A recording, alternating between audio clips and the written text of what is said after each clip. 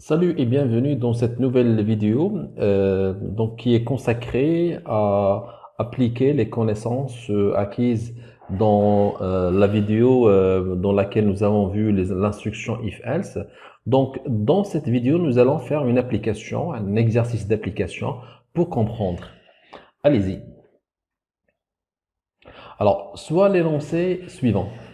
Donc, l'objectif, c'est quoi? C'est d'écrire un programme C permettant d'entrer le prix et la quantité. Donc, on doit entrer deux valeurs, le prix et la quantité. Ensuite, de calculer le total. Voici la formule. Le prix fois la quantité. Ensuite, on calcule le taux de remise. Donc, le taux de remise dépend du total. Donc, si le total est inférieur à 1000, alors le taux de remise, c'est 0 ou bien 0%.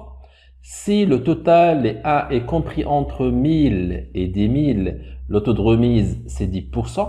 Si le total est supérieur ou égal à 10 000, dans ce cas, le taux de remise, c'est 2%. Alors, ensuite, on calcule la remise, c'est le total fois le taux de remise. Et à la fin, on calcule le net à payer, c'est le total moins la remise.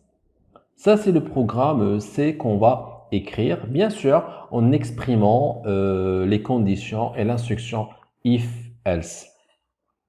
Alors, soit le programme C suivant. Donc, d'abord, quelles sont les variables qu'on aura besoin? Donc, on aura besoin du prix, on aura besoin ensuite de la quantité, on aura besoin ensuite du total, on aura besoin du taux de la remise et le net. Donc, voici les variables qu'on aura besoin. Les deux variables qu'on va entrer depuis le clavier, c'est le prix et la quantité. Par contre, les autres variables seront calculées.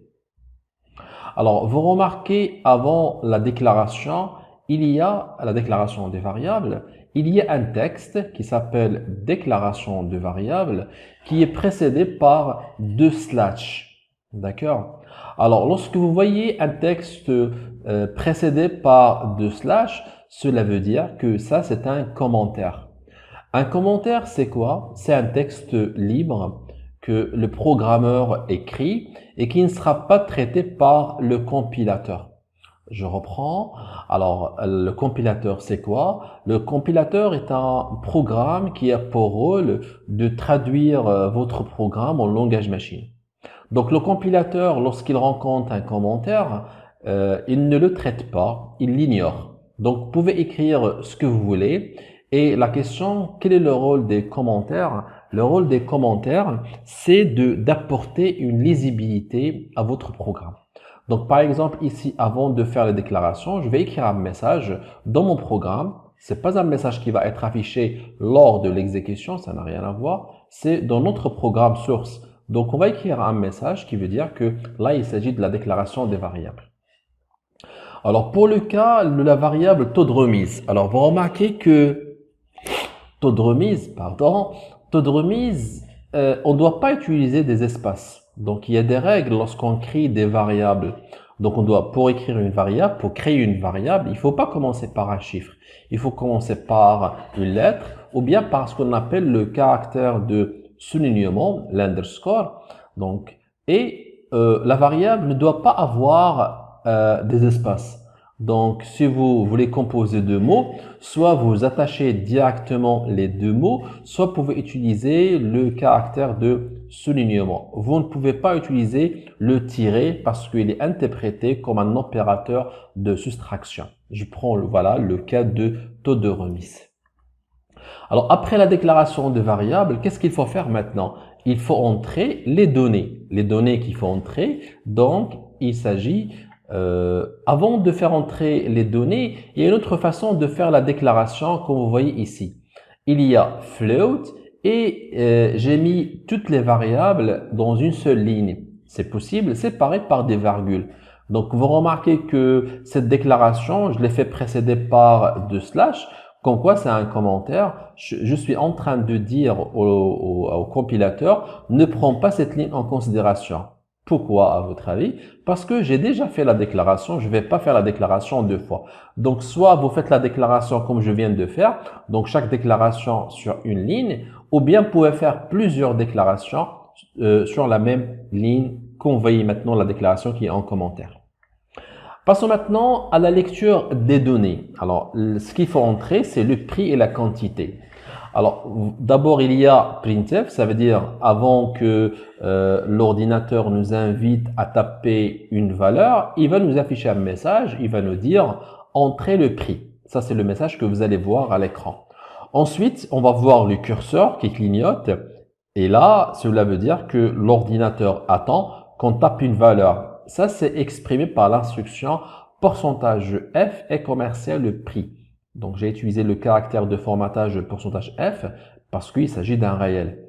Donc, on tape le prix. Ensuite, il va nous afficher un autre message, entrer la quantité. Ensuite, il va attendre et on va taper la quantité. Scanf pourcentage F quantité.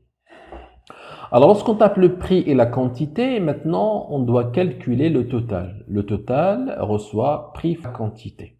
1. Maintenant, qu'est-ce qu'il faut faire? Donc, après le calcul du total, donc il faut maintenant calculer le taux de remise parce qu'on doit calculer la remise et le net à payer. Alors, pour calculer le taux de remise, il dépend du total. Donc, voici le calcul du taux de remise. Donc, comme vous remarquez, je mets une autre fois un commentaire. Calcul du taux de remise. Là, on a la première condition. Si le total est inférieur à 1000, donc if total est inférieur à 1000, la condition est entre parenthèses, qu'est-ce qu'il va faire? Le taux de remise reçoit 0. Sinon, dans le cas contraire, on a imbriqué une autre instruction if. Donc cet if là, il dépend de la première if. Donc else if. Donc il vient à cet if là quand si la condition n'est pas remplie. Donc si le total est supérieur à 1000 ou égal, qu'on va remarquer ici c'est inférieur strictement. Ici c'est supérieur ou égal à 1000 et total inférieur à 10 000. Donc pardon, ici j'ai oublié, il faut mettre 2 et commercial, d'accord, qui veut dire le et. Donc si le total est supérieur à 1000, il faut faire et commercial, donc 2 et commercial, est supérieur à 10 000. Donc si vous vous rappelez, c'est que là c'est une condition qui est composée de deux conditions. Et on a utilisé l'opérateur logique et. Dans ce cas-là, afin que la condition soit vraie, il faut que cette condition-là soit vraie et cette condition-là soit vraie. Si les deux conditions sont vraies, le taux de remise égale à 0,1, ça veut dire 10%. Sinon, ça veut dire que on est dans le cas où le total il n'est pas inférieur à 1000, mais on est supérieur à ou égal à 10 000. Dans ce cas-là, il va mettre 0,2. Alors, lorsqu'on termine les conditions, à ce niveau-là, on a déjà calculé le taux de remise.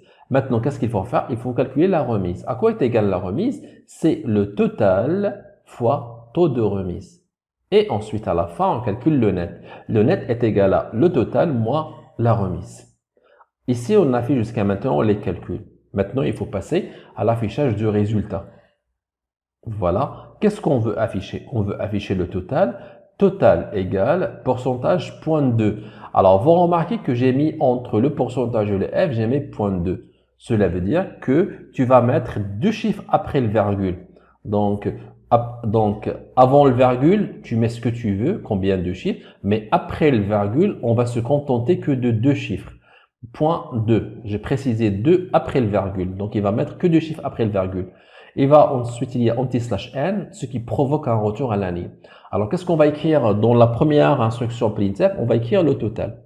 Ensuite, il y a printf remise égale pourcentage point de f, même chose. Il va écrire la remise avec deux chiffres après le virgule.